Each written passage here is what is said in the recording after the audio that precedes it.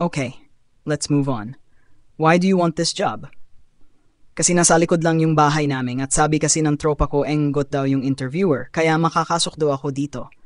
So sinasabi mong enggot ako.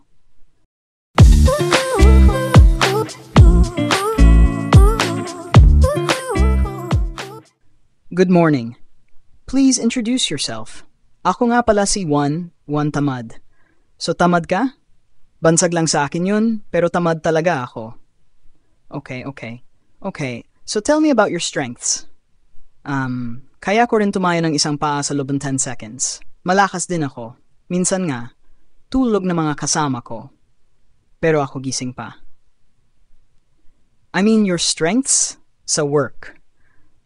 Strength kaya kung gumawa ng color combination gaya ng red at white, magiging blue. Blue? Bakit blue? Di ba dapat pink? Anyway, ang ibig kong sabihin anong kakayahan mo sa trabaho.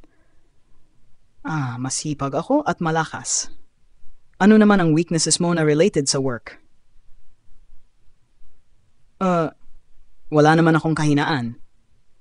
Siguro madali akong magutom. Tsaka mabilis akong antukin. Yung related sa trabaho. Kagaya ng hindi mo kayang tumanggi sa ipapagawa sa'yo. Siguro pag inaya mo ako mag-inom, hindi ako tatangi. Wala ka na bang ibang alam?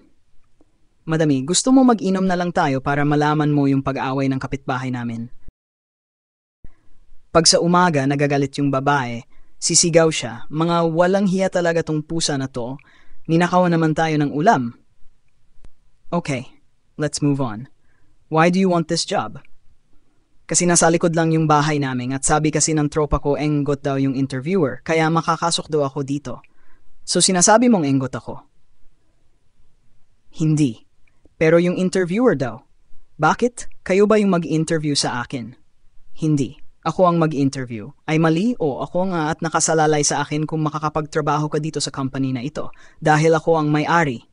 Ikaw nga. Ikaw nga yun sinasabi ng tropa ko.